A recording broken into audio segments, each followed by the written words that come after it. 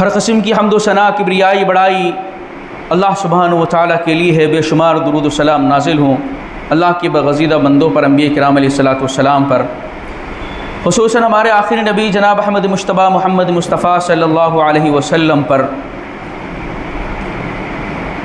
اللہ کے فضل و کرم سے آؤ دین سیکھے کے تحت 39واں یہ پروگرام ہے، اور آج کی نشست کا موضوع ہے وراثت کی تقسیم اور وارثین کے حصے۔ اس سے پہلے وراثت کے سلسلے میں کچھ بنیادی باتیں آپ سبھی کے سامنے پچھلی نشست میں ذکر کر دی گئی ہیں، جس میں وراثت کا مقام اور وارثین کے سلسلے میں اللہ رب العالمین کی تاکید، اور معاشرے کے اندر وراثت کے تعلق سے تساہلی، غفلت، اس کا بھی ذکر آپ کے سامنے آ چکا ہے۔ آج کی نشست میں یہ دیکھیں گے کہ وراثت کی تقسیم کس طریقے سے ہونی چاہیے۔ ابھی میں نے آپ کے سامنے سورہ نساء کی 4 آیتیں پڑھی ہیں، 2 جن میں سے وارثین کے حصوں کو اللہ نے ذکر کیا ہے 2 آیات میں، آیت نمبر 11 اور 12 میں۔ 13 اور 14 میں وراثت کو تقسیم کرنے والوں کو اللہ کی جانب سے انعام دیا جائے گا، اور جو لوگ اللہ تعالیٰ کے ان حدود کو پامال کریں گے ان کو سزا دی جائے گی۔ 2 آیتوں میں اللہ نے اس کا ذکر فرمایا۔ وراثت کے حصوں کے سلسلے میں سورۃ النساء کی ایک اور آیت کریمہ ہے جو بالکل آخری آیت ہے۔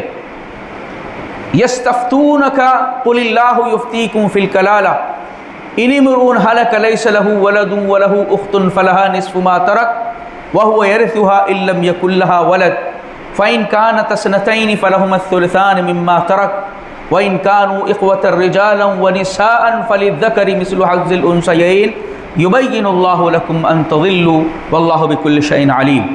اس آیت میں بھی اللہ تعالیٰ نے وارثین کا تذکرہ فرمایا ہے۔ پہلی آیت کریمہ جو وراثت کے سلسلے میں اللہ کے نبی صلی اللہ علیہ وسلم کے اوپر نازل ہوئی، اس کا ایک پس منظر ہے۔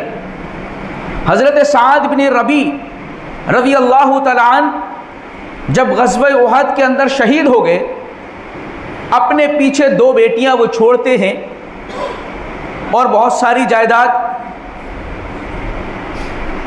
اللہ کے نبی کی خدمت میں حضرت سعد بن ربیع کی بیوی ان کی دونوں بیٹیوں کو لے کر کے حاضر ہوئی اور کہا کہ اللہ کے نبی، سعد غزوہ احد میں شہید ہو چکے ہیں، 2 بیٹیاں اللہ کے نبی انہوں نے چھوڑی ہیں، اور جو مال و دولت ہے اس کے اوپر ان بچیوں کے چچا نے قبضہ کر لیا ہے۔ اللہ کے نبی، اگر ان بچیوں کے پاس کچھ مال اور سرمایہ نہیں ہوگا تو ان کے نکاح کس طریقے سے ہو سکیں گے؟ تو اللہ کے نبی صلی اللہ علیہ وسلم نے ارشاد فرمایا کہ یقضی اللہ رب العالمین کوئی فیصلہ ضرور فرمائے گا۔ پھر اللہ تعالیٰ نے آیت میراث کو نازل فرمایا، یوصیکم اللہ فی اولادکم للذکر مثل حظ الانثیین۔ اللہ تعالیٰ تمہیں وصیت کرتا ہے، یہ اللہ کی وصیت ہے اولاد کے سلسلے میں کہ بیٹی کے مقابلے میں بیٹے کو ڈبل دیا جائے گا۔ یہ اللہ کی وصیت ہے، اور اس کی وصیت کا نفاذ جس طریقے سے ہم سمجھتے ہیں کہ ہماری وفات کے بعد ہماری وصیتیں نافذ ہوں،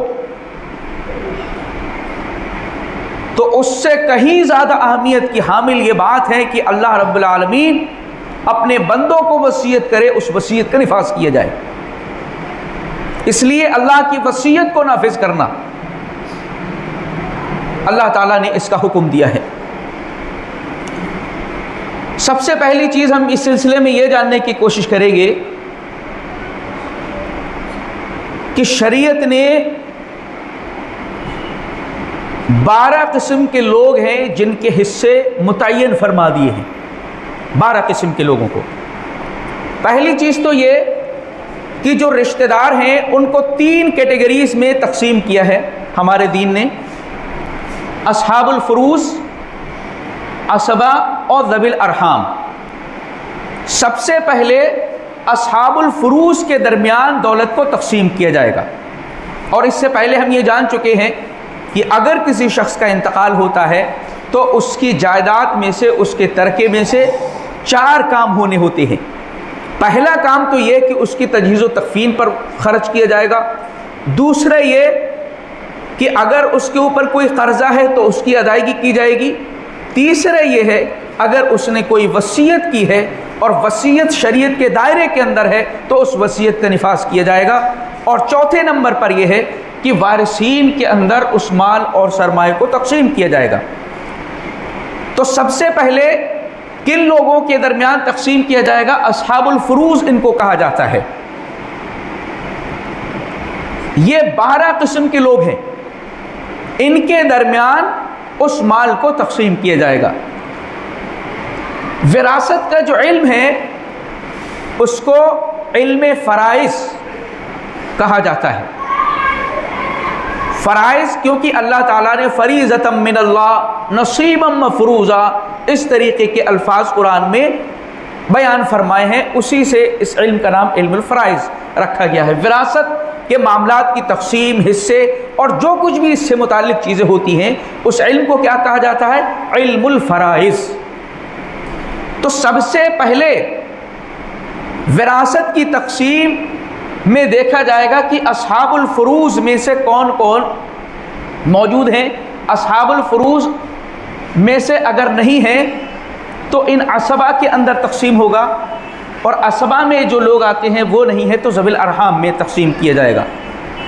اصحاب الفروض میں 12 قسم کے لوگ ہیں، جن میں سے صرف 4 مرد ہیں اور 8 عورتیں ہیں۔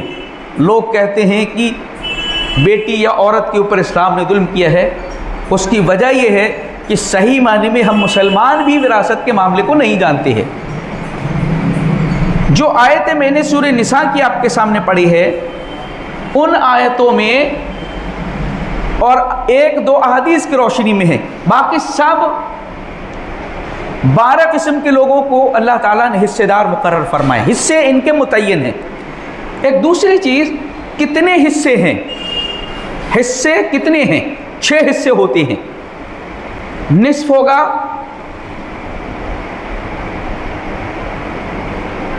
اس کے بعد ربع ہوگا یا سمن، نصف، ربع، سمن اور ثلث، ثلثان، سدس، 6 حصے ہوتے ہیں جو متعین شریعت نے کی ہیں، اور 12 لوگ ہیں جن کا حصہ اللہ نے متعین فرمایا ہے۔ 12 کون لوگ ہیں جن کا حصہ اللہ نے متعین کیا ہے؟ ہم تو دولت کو صرف یہ کرتے ہیں زیادہ سے زیادہ بیٹا بیٹی ہے اس کے درمیان تقسیم کر کے چھوڑ دیتے ہیں، باقی لوگوں کے بھی حصے ہوتے ہیں۔ بیوی ہے تب وہ پورا قبضہ کر لیتی ہے شوہر کے مال پر، پورا قبضہ وہ نہیں کر سکتی ہے کیونکہ اور بھی رشتہ دار ہیں جن کے حصے شریعت نے مقرر فرمائے ہیں۔ شوہر بیوی کی جائیداد پر پورا قبضہ کر لیتا ہے، ایسا نہیں ہے۔ دیکھا جائے گا کہ وہ لوگ جن کے حصے شریعت نے مقرر کیے ہیں وہ بھی باحیات ہیں یا نہیں ہیں، ان کو بھی دیا جانا ہوتا ہے۔ اب جن کے حصے اس کو یہاں پر دیکھیں، اب جد، زوج، اخ، اخیافی، یہ 4 مرد ہیں۔ اب والد، دادا، شوہر اور اخیافی بھائی یعنی ماں شریک بھائی، اس کے بعد ماں، بیٹی، پوتی، دادی، بیوی، اخت اخیافی، اخت حقیقی، اللاتی، یہ ایک شعر کی شکل میں بیان کر دیا گیا ہے اس کو۔ یہ 8 جو ہے خواتین ہیں جن کے حصے اللہ نے مقرر کی ہیں۔ ایک ماں ہے، بیٹی ہے، پوتی ہے، دادی ہے، بیوی ہے، اخت اخیافی یعنی ماں شریک بہن ہے، اخت حقیقی، حقیقی بہن ہے، اخت اللاتی یعنی باپ شریک بہن۔ ان کے حصے اللہ تعالیٰ نے مقرر فرمائے ہیں شریعت کے اندر، متعین ہے کہ ان کو کتنا ملنا ہے۔ اب اس میں دیکھیں جیسے شوہر ہے، اس کا حصہ کتنا ہے؟ اس کی دو حالتیں ہوتی ہیں. بیوی کا انتقال ہوا، بیوی کے مال میں اس کا آدھا حصہ ہوتا ہے، نصف، 1/2. پورے مال کے حصے ہوں، 2 کیے جائیں گے. آدھے مال کا یہ وارث ہو جائے گا اس وقت جب اولاد نہ ہو، بیوی کی اولاد نہیں ہے. اگر اولاد ہے تو چوتھا حصہ اس کا بن جائے گا، ربع، 1/4 اس کو ملے گا. اسی طریقے سے شوہر کا انتقال ہوتا ہے تو بیوی کو کل مال نہیں ملتا. اگر اولاد ہے تو 1/4 ملے گا، اگر اولاد نہیں ہے تو 1/8 اس کو ملے گا، سمن جس کو کہتے ہیں. اور باقی جو بچے گا وہ اسبا کے اندر تقسیم ہوگا، جو قریبی رشتہ دار ہے. اسی طریقے سے بیٹی کا حصہ ہے. کسی شخص کا انتقال ہو گیا، اس کی صرف ایک بیٹی ہے، بیٹا کوئی نہیں ہے، تو اس کو آدھا پورے جائیداد کا ملے گا اور آدھا اس کے اسبا میں چلا جائے گا، جو اسبا اس کے قریبی ہوں گے میت کے. اور اگر 2 بیٹیاں چھوڑی ہیں یا 2 سے زیادہ چھوڑی ہے اس نے، تو 2/3 ان کو ملے گا، ان بیٹیوں کو.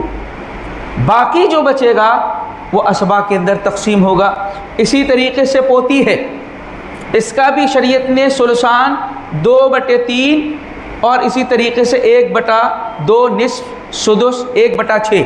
یعنی کچھ رشتہ داروں کی موجودگی میں، کچھ کی عدم موجودگی میں حصے جو ہے آگے پیچھے ہوتے رہتے ہیں.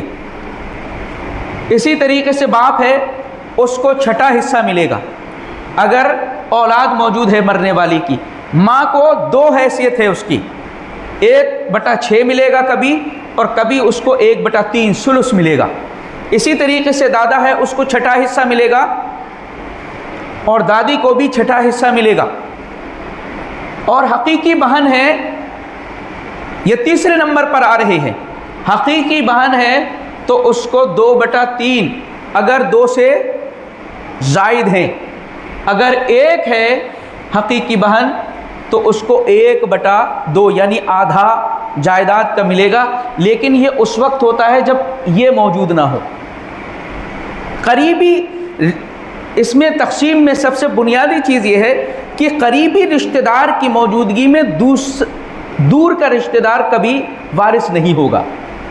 اب مان لیجئے اللہ تعالیٰ نے یہ اسی لیے بیان کیے ہیں آگے پیچھے حصے کہ مان لیجئے کہ جو سیکوینس ہے وہ نہ ہو اولاد نہ ہو، ماں نہ ہو باپ نہ ہو، دادا موجود ہو، دادا نہیں ہے چچا موجود ہے، بھائی ہے، تو کہیں نہ کہیں اس دولت کو تقسیم کیا جائے گا. اسی حساب سے یہ سارے حصے مقرر کر دیے گئے. اسی طریقے سے اللہ بہن، اس کی بھی 3 حالتیں ہیں. اس کو کبھی 2/3 ملے گا، کبھی 1/2 اور کبھی 1/6، یعنی ثلثان نصف سدس. اور اخیافی بہن ہو یا بھائی ہو اس کو ثلث 1/3 اور 1/6 کبھی ملے گا، 1/6 یعنی سدس. ان میں جتنے حصے آپ دیکھ رہے ہیں حصے 6 ہی ہیں. نصف ہے، ربع ہے، سمن ہے، ثلث ہے، ثلثان ہے اور سدس ہے. ان حصوں کی تقسیم رشتوں میں اللہ تعالیٰ نے متعین فرمائی ہے. کسی کی موجودگی میں کوئی محروم ہوتا ہے، کسی کی موجودگی میں کوئی محروم ہوتا ہے. بنیادی چیز اس میں سمجھنے کی یہ ہے کہ اگر کسی شخص کا انتقال ہوتا ہے تو اس کو یہ سارے رشتے اپنے لکھ کر کے دینے چاہیے کہ اتنے ہمارے فلاں فلاں رشتہ دار ہیں، ان میں کتنا کتنا حصہ آتا ہے.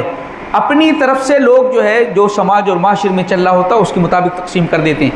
جبکہ اللہ نے قرآن میں، سنت میں یہ حصے بیان کیے گئے ہیں. جو میں نے آیتیں آپ کے سامنے پڑھی ہیں اکثر حصے ان آیتوں کے اندر موجود ہیں. زوجین کا بھی ہے. اب اسبا کو جو ہم کیسے پہچانیں گے؟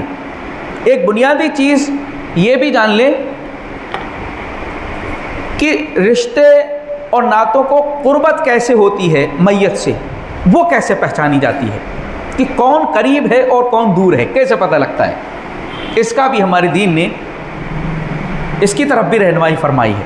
دیکھیے، سب سے پہلے مرنے والے کی اولاد سب سے قریب وہ ہوتی ہے، اس کو فرو کہتے ہیں۔ سب سے پہلے قریب ہی میت کی کیا ہے؟ اس کی اولاد ہے۔ اس کے بعد اس کی اصل یعنی ماں باپ ہے، دادا ہے۔ پہلا قربت کیا ہے؟ بیٹی پوتی، اور دوسری کیا ہے؟ ابوت میں اس کے باپ ہیں، اس کے دادا ہیں، یہ قربت بن رہی ہے۔ اس کے بعد بھائی بنتا ہے، اخوت، بھائی ہے وہ قریب ہوتے ہیں اس سے۔ اس کے بعد چوتھے نمبر پر عمومہ یعنی چچا، یہ ہوتے ہیں۔ میت کے سب سے پہلے بنوت، ابوت، اخوت اور عمومت، یہ نسب کے اعتبار سے قریب ہوتے ہیں۔ اب جو پاس میں ہے اس کی موجودگی میں دور کا وارث نہیں ہوگا، وہ محروم ہو جائے گا۔ پاس والا رشتہ دار دور والے رشتہ دار کو حصے سے محروم کر دیتا ہے۔ اسی طریقے سے قربت کا ایک لحاظ سے اور دیکھتے ہیں کہ چین جو ہے، نسب جو چل رہا ہے اس کے اعتبار سے، جیسے بیٹا ہے پوتے کے مقابلے میں زیادہ قریب ہے، بیٹا پوتے کے مقابلے میں زیادہ قریب ہے، بیٹے کی موجودگی میں پوتے کو نہیں ملے گا۔ جو قریب سے قریب تر ہے شریعت نے اس کا لحاظ کیا ہے۔ اسی طریقے سے مضبوطی دیکھی جاتی ہے رشتے میں کیا ہے۔ اس میں دو تین چیزیں آپ دیکھ رہے ہیں، ایک حقیقی اور ایک اللتی اور ایک اخیافی۔ تو حقیقی بہن یا بھائی ہے وہ زیادہ طاقتور ہے اخیافی اور اللتی سے۔ حقیقی بہن جو یا بھائی ہے وہ دو اعتبار سے، ماں کی طرف سے بھی ہے اس کا تعلق اور باپ کی طرف سے۔ اللتی اور اخیافی میں ایک طرف سے ہوتا ہے، چاہے باپ کی طرف سے ہو یا ماں کی طرف سے ہو۔ تو حقیقی والے کو مقدم کیا جائے گا تقسیم میں بنسبت اس کے جس کا ایک طرف سے رشتہ بن رہا ہے، دوسری طرف سے نہیں بن رہا ہے۔ اس کی موجودگی میں یہ کمزور والا رشتہ نہیں بن پائے گا، اس کو وراثت میں حصہ نہیں ملے گا۔ اللہ تعالیٰ نے یہ حصے مقرر فرمائے ہیں اور اس حساب سے ان کی تقسیم ایمان والوں پر ضروری قرار دی ہے۔ اس میں آپ دیکھیں 4 صرف مرد ہیں اور 8 عورتیں ہیں، اور بعض اوقات مرد کا حصہ کم رہ جاتا، عورت کا بڑھ جاتا ہے۔ بعض اوقات ان میں ایسا بھی ہوتا ہے۔ اصل میں بڑی تفصیلات ہیں، ایک کی موجودگی میں دوسرا محروم ہوتا ہے، اس لیے اس کو کیا ہے، سب سے بہتر اور آسان طریقہ یہی ہے کہ جب بھی انتقال ہوتا ہے تو ان رشتوں کی کم سے کم فہرست لا کر کے رکھنی چاہیے، اس کے بعد شرعی طریقے سے اس کی تقسیم کی جائے۔ یہ علماء کی ذمہ داری، ہر آدمی آپ میں سے یا ہم میں سے نہیں کر سکتے ہیں، اس کی تفصیلات نہیں جان سکتے۔ علماء کی طرف رجوع کرنا چاہیے کہ یہ رشتے ہیں، ان میں کس کا کتنا حصہ بن رہا ہے، اس کے اعتبار سے جو ہے تقسیم کر دیے جائے۔ ایک چیز اور آپ دیکھیں گے اس میں بنیادی بیان کی گئی ہے، حصوں میں تقسیم کیا ہے، پرسنٹیج کا کوئی مسئلہ نہیں ہے کہ اس کو اتنے پرسنٹ ملے اور فلاں کو اتنے پرسنٹ، بلکہ حصوں میں تقسیم کیا گیا ہے۔ ٹوٹل حصے کیے جائیں، جو بھی رشتے کے ناطے کے بن رہے ہیں تو حصے جس کے جتنے بن رہے ہیں اس کو دے دیے جائیں۔ یہ اللہ کی طرف سے قانون مقرر کیا گیا ہے۔ وراثت کی تقسیم ویسے ہی ہوگی جیسا کہ اللہ تعالیٰ نے مقرر فرمایا ہے، اس میں انسان اپنی طرف سے کچھ بھی نہیں کر سکتا۔ اگر اپنی طرف سے کمی بڑی کرتا ہے، زیادتی کرتا ہے یا حدود کو توڑتا ہے تو پھر اللہ تعالیٰ نے 2 آیتوں میں وارثین کا ذکر اور ان کے حصوں کا ذکر، اور 2 آیتوں میں انعام اور سزا کا ذکر فرمایا ہے۔ تلک حدود اللہ، اللہ نے کیا فرمایا؟ یہ اللہ کی حدود ہیں، یہ اللہ کی حدیں ہیں۔ وَمَن يُطِعِ اللَّهَ وَرَسُولَهُ، اب یہاں سے اللہ نے فرمایا کہ جو اللہ اس کے رسول کی اطاعت کرے گا، جو اللہ نے حصہ مقرر فرمایا، اللہ کے نبی صلی اللہ علیہ وسلم نے احادیث میں اس کی وضاحت کے طور پر اگر کوئی چیز زائد بیان فرمائی ہے، جو اللہ اس کے رسول کی اطاعت کرے گا وراثت کے سلسلے میں، تقسیم کے سلسلے میں، حصوں کے سلسلے میں، تو اللہ فرما رہا ہے کہ ایسے شخص کو ایسی جنتوں میں داخل کریں گے جس کے نیچے سے نہریں جاری ہیں، وذالک الفوز العظیم، اور یہ بہت بڑی کامیابی ہے۔ اور جو شخص ان رشتے ناتوں کے مطابق تقسیم نہیں کرے گا حصوں کو جو اللہ نے مقرر فرمائے ہیں، اللہ نے جس کی وصیت فرمائی ہے اپنے بندوں کے لیے، اگر اس کے مطابق تقسیم نہیں ہے تو ایسے شخص کے لیے جہنم کا ٹھکانہ ہے، وَلَهُ عَذَابٌ مُّهِينٌ، اور اس کے لیے رسوا کن عذاب ہے۔ اس معاملے میں معاشرے کے اندر بڑی سستی اور کاہلی ہے۔ اب یہ بھی اللہ نے متعین فرما دیا ہے کہ مال ترکہ تھوڑا ہو یا زیادہ ہو، یہ اللہ کی طرف سے مقرر کر دیے گئے ہیں۔ ان سب کا مقصد کیا ہے؟ زکوٰۃ کا نظام ہو یا وراثت کا نظام، ان نظاموں کے ذریعے سے اللہ تعالیٰ نے دولت کو آگے بڑھایا ہے۔ وراثت کے نظام میں غربت، غریبوں تک مال کو پہنچانا ہے، اور وراثت کے ذریعے سے رشتہ داروں کو مال کو پہنچانا ہے، جس کی طرف لوگ توجہ نہیں دیتے اور رشتہ داروں کو محروم کر دیتے ہیں مال و دولت سے۔ پھر اس میں ایک چیز اور آ رہی ہے، کسی کا حصہ کم ہے، کسی کا حصہ زیادہ ہے۔ آپ یہ سوچیں ایسا کیوں ہے؟ بھائی اس کا حصہ زیادہ ہونا چاہیے، اس کا ایسا ہونا چاہیے، تو اللہ نے فرمایا کہ آباؤکم و ابناؤکم لا تدرون ایہم اقرب لکم نفعا، تمہارے اولادیں ہوں یا تمہارے باپ ہوں، تمہارے لیے سب سے زیادہ نفع بخش کون ہے یہ تم نہیں جانتے، اللہ رب العالمین جانتا ہے۔ فریضۃ من اللہ، یہ اللہ کی طرف سے فریضہ ہے، اس کے مطابق اس کی تقسیم ہونی ہے، اور جو اس کے مطابق تقسیم نہیں کرے گا اللہ کے ہاں پر اس کو سزا دی جائے گی، وہ مال چاہے کم ہو یا زیادہ ہو۔ آیت نمبر 7 میں اللہ تعالیٰ نے اسی کی طرف اشارہ فرمایا، للرجال نصیب مما ترک الوالدان والاقربون وللنساء نصیب مما ترک الوالدان والاقربون مما قل منه او کثر نصیبا مفروضا، مردوں کے بھی رشتہ داروں کی مال اور جائیداد میں حصہ مقرر کیا گیا ہے، عورتوں کا بھی رشتہ داروں کے مال میں حصہ مقرر کیا گیا ہے، چاہے وہ تھوڑا ہو اور چاہے زیادہ ہو، یہ اللہ کی طرف سے تقسیم ہو چکی ہے۔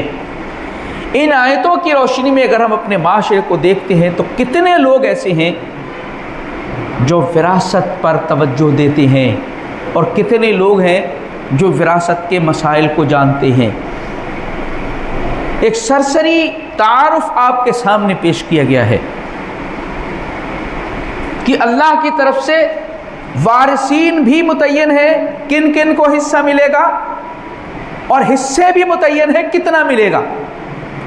اب پھر ہم اپنی طرف سے اس میں کچھ بھی کمی اور زیادتی نہیں کر سکتے۔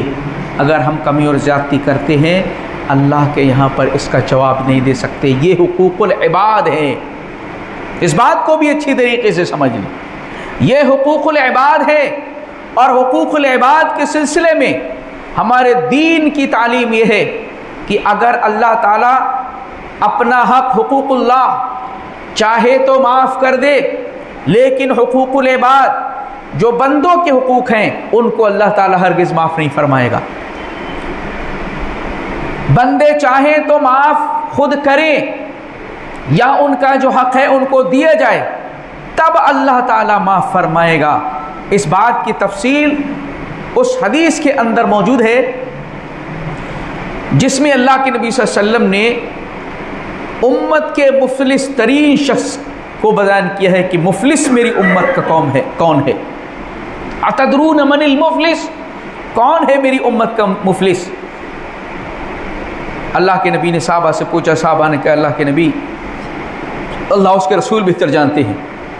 تو آپ نے فرمایا کہ میری امت کا مفلس شخص وہ ہے یاتی بصلاۃ و زکوٰۃ و صدقۃ، جو نمازیں لے کر کے آئے گا، صدقات لے کر کے آئے گا، نیکیاں لے کر کے آئے گا، لیکن بندوں کے ساتھ اس کے معاملات درست نہیں ہیں، بندوں پر ظلم کیا ہے، ان کے مال کو کھایا ہے، کسی کو گالی دی ہے، جو آگے تفصیل اللہ کے نبی نے بیان فرمائی وہ بندوں کے اس سے متعلق ہیں کہ بندوں کے اوپر اس نے ظلم کیا، کسی بھی اعتبار سے ان کو ستایا، تو اللہ تعالیٰ کل قیامت کے دن ان سب کو بلائے گا جن کا بھی یہ مجرم ہے، وہاں پر بدلے کی شکل کیا ہے؟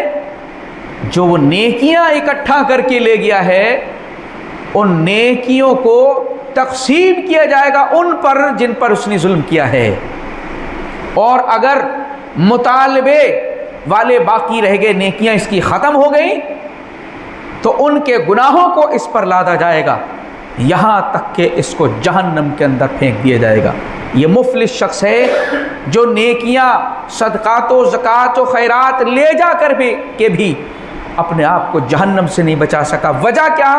بندوں کے ساتھ اس کے معاملات درست نہیں رہے، بندوں کے جو حقوق العباد ہیں اللہ رب العالمین اس کو کبھی بھی معاف فرمانے والا نہیں ہے۔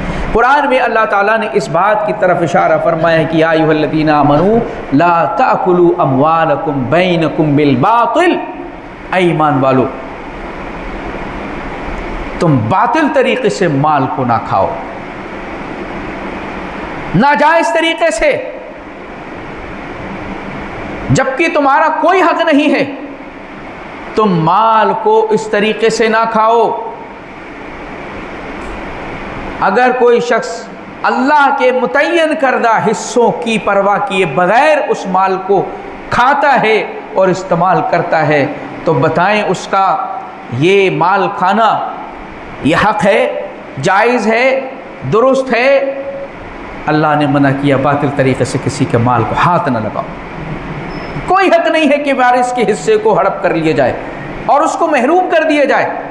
اللہ تعالیٰ نے اتنی تفصیل بیان فرمائی ہے جتنی دیگر مسائل زکوٰۃ اور وراثت کے ہی اتنی زیادہ تفصیل بیان کی گئی ہے۔ کن کو دیا جائے، قرآن میں اس کی زکوٰۃ کی بھی تفصیل موجود ہے، وراثت میں کن کو دیا جائے یہ حصے بھی اللہ نے قرآن میں ذکر فرما دیے ہیں۔ اور کیا ہے اصل میں اس امت کا فتنہ ہے یہ مال جب اس کے سامنے ہوتا ہے تو وہ سارے حقوق اور سارے حق بھول جاتا ہے کہ کس کا اس کے اندر حصہ ہے یا نہیں ہے۔ اگر اس پر وہ قبضہ کرنے کی طاقت و استطاعت رکھتا ہے تو قبضہ کر لیتا ہے۔ اللہ کے نبی نے فرمایا ان لکل فتنہ، ہر امت کا ایک فتنہ ہوتا ہے، وہ فتنۃ امتی المال، میری امت کا فتنہ مال ہے، اس کے ذریعے سے یہ امت آزمائی جائے گی۔ اپنوں کا مال کھا کر کے انسان نیکیاں کر رہا ہے، خوب صدقات کر رہا ہے، اپنی جگہ وہ صدقات، لیکن اس حصے سے اللہ کے یہاں پر چھٹکارا نہیں ہے جب تک اس کو ادا نہیں کریں گے۔ اللہ کے نبی نے فرمایا کہ ایک وقت ایسا آئے گا لَيَأْتِيَنَّ عَلَى النَّاسِ زَمَانٌ، ایک وقت ایسا بھی آنے والا ہے لا يُبَالِ الْمَرْءُ بِمَا أَخَذَ الْمَالِ أَمِنْ حَرَامٍ أَمْ مِنْ حَلَالٍ، انسان اس بات کی پرواہ ہرگز نہیں کرے گا کہ یہ اس کا مال حرام طریقے سے آیا ہے یا حلال طریقے سے آیا ہے۔ اگر کوئی شخص ان حصے داروں کے مال کو کھاتا ہے تو یہ اس کے لیے حلال ہے، درست ہے، جائز ہے؟ کسی بھی طریقے سے جائز نہیں ہو سکتا۔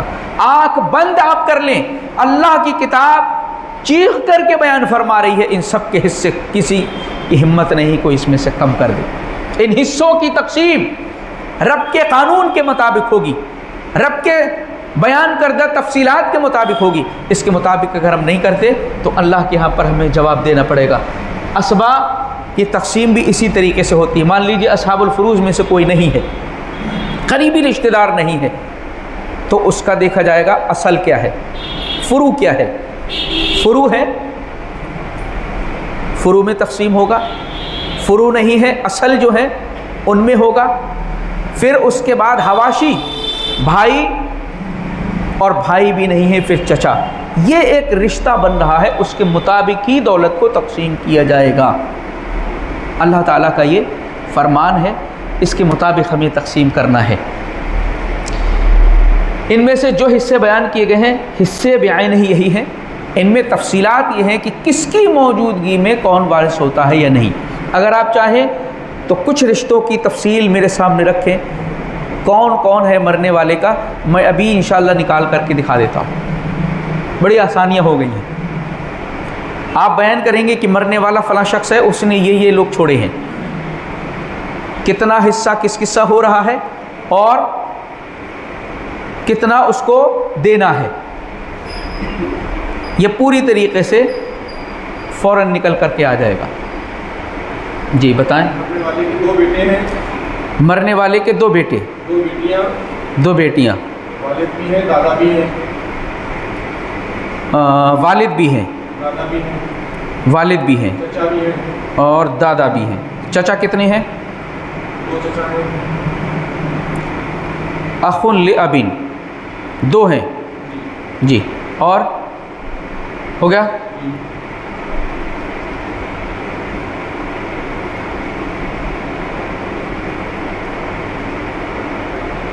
اس میں ٹوٹل حصے جو ہم لگائیں گے 36 حصے بن رہے ہیں، 36 حصے بن رہے ہیں، جن میں سے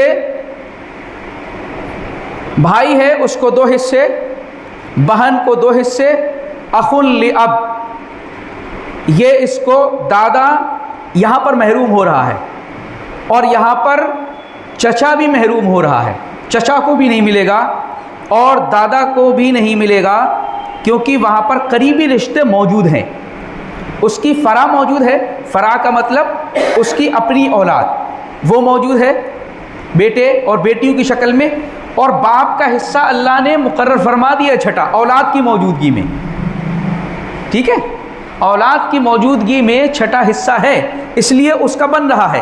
لیکن جب یہ قریبی رشتے موجود ہیں تو دور والے رشتے محروم ہو جائیں گے۔ باپ کی موجودگی میں دادا کو نہیں ملے گا، باپ کی موجودگی میں چچا کو نہیں ملے گا، کیونکہ یہ اور دور ہو گیا، باپ سے دادا دور ہے، اولاد سے جو میت ہے باپ کی موجودگی میں دادا دور ہے، اور باپ کی موجودگی میں چچا بھی دور ہے، اس لیے ان دونوں کو نہیں ملے گا۔ 36 حصے تقسیم 36 کیے جائیں گے، جس میں سے 20 حصے بیٹے کو ملیں گے اور بیٹی کو 10 حصہ، باپ کو 6 حصہ، یہ 36 حصہ میں سے اس طریقے سے تقسیم کیا جائے گا، دادا اور چچا کو محروم کر دیا جائے گا۔ اس طریقے سے ہم نکالیں۔ اب مسئلہ ہم کیسے نکالتے ہیں؟ اب جیسے مان لیجئے جتنے رشتے آپ نے بتائے ان کا حصہ کتنا مقرر ہے اور کون کس کی موجودگی میں محروم ہو رہا ہے، ٹوٹل حصے ہم نے لگا لیے، ٹوٹل حصے 36 بن رہے ہیں۔ اب 36 کو ہم تقسیم کریں گے کہ 2 بیٹے ہیں تو ان کا کیا حصہ بن رہا ہے، کیونکہ اللہ تعالیٰ نے کیا قرآن میں بیان فرمایا، للذکر مثل حظ الانثیین، کہ بیٹی کے مقابلے میں اس کو ڈبل ملے گا، بیٹی کے مقابلے میں اس کو ڈبل ملے گا۔ تو 2 بیٹیاں چکے ہیں، 2 بیٹیوں کی موجودگی میں 10 حصہ بن رہا ہے، 5 حصہ دونوں کو تقسیم ہو جائے گا، 10 ہی ملے گا، ایک کو 10 ملے گا، اور یہ بیٹے سے ڈبل ہو جائے گا، 20 اس کو مل رہا ہے اس لیے اس کا ڈبل ہو جائے گا۔ بیٹوں میں 20 حصہ تقسیم ہوگا، بنت میں بیٹیوں میں 10 اور 6 36 سے نکال کر کے 55% بیٹوں کو ملا، 27% بیٹیوں کو اور 16% بیٹے کو، باپ کو، اس طریقے سے حصوں کی تقسیم ہو جاتی ہے۔ اب مرنے والے کا یہی طریقہ ہے۔ اب ہوتا کیا ہے سماج و معاشرے میں، جو قریبی رشتہ دار ہوتا ہے، چاہے بیٹا ہے اس کو پورا تھما دیا جاتا ہے، اگر شوہر کا انتقال ہوا ہے بیوی کو پورا تھما دیا جاتا ہے، باقی لوگوں کے بھی حصے ہوتے ہیں، ان کی تفصیل آپ کے سامنے ہونی چاہیے کہ اتنے لوگ ہیں، ان میں سے کتنا کس کو مل رہا ہے، صحیح تبھی تقسیم ہوگی۔ جیسے یہاں پر آپ کے سامنے 2 کو محروم کر دیا گیا، حالانکہ اس کا حصہ متعین ہے، لیکن باپ کی قربت کی وجہ سے اس کا حصہ دور والے کو نہیں دیا جائے گا۔ اس طریقے سے حصوں کی تقسیم ہوتی ہے، اللہ کے دین کے مطابق ایسا ہی تقسیم ہونا ہے۔ ٹھیک ہے، یہیں پر مکمل کرتے ہیں۔ اللہ رب العزت مولا کریم نے عمل کی توفیق عنایت فرمائے۔ جزاک اللہ خیر۔